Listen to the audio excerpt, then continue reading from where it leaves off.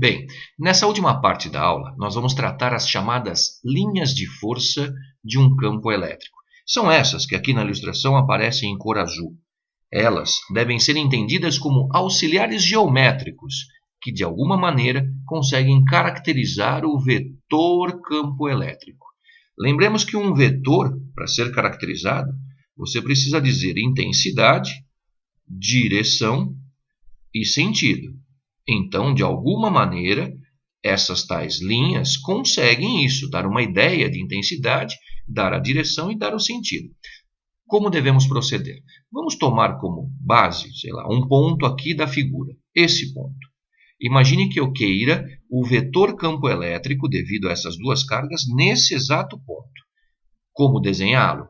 Será um vetor que tem a direção tangente à linha. Será um vetor que tem sentido o mesmo da linha. E terá intensidade tão maior ou tão menor quanto maior ou menor a densidade de linhas na região. Você vai entender já. Nesse ponto, o vetor campo deve ser algo parecido com isso. Eis o campo ali. Poxa, mas e se eu quiser comparar o campo num outro ponto, nesse outro ponto? Bem, como tratar? A direção tangente à linha, o sentido da mesma. E a intensidade, note que aqui a densidade de linhas é maior do que lá. Então, nesse ponto, o vetor deve ser alguém com uma intensidade maior do que aquela. Ok, as linhas devem servir como auxiliares geométricos para caracterização do vetor campo elétrico. Vamos ver isso em outras imagens. Essa daqui, por exemplo. Eis aqui um campo uniforme, um campo conseguido carregando placas, uma positiva, outra negativa, de tal modo que o campo na região entre as placas deva ser constante, um vetor constante. Qualquer ponto que você pegar dessa região entre placas terá um vetor campo de mesma intensidade, mesma direção e mesmo sentido. Repare, a distância média entre as linhas deve ser constante, a direção das linhas todas paralelas, o sentido todas orientadas no mesmo sentido. Esse daqui é um campo chamado de campo uniforme. Uma outra configuração?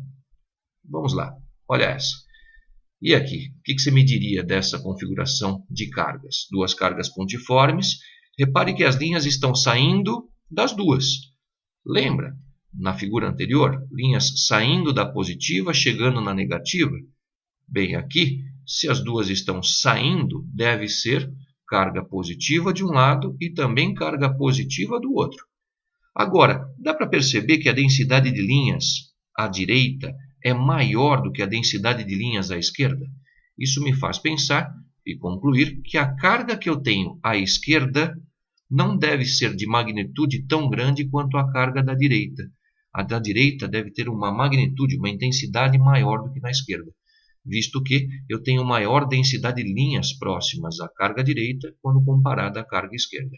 Vocês vão treinar isso num exercício que o exercício vai mostrar várias figuras. Uma delas, inclusive, é essa que nós acabamos de analisar. Agora, vai lá, vai à luta. Tente fazer essa próxima questão.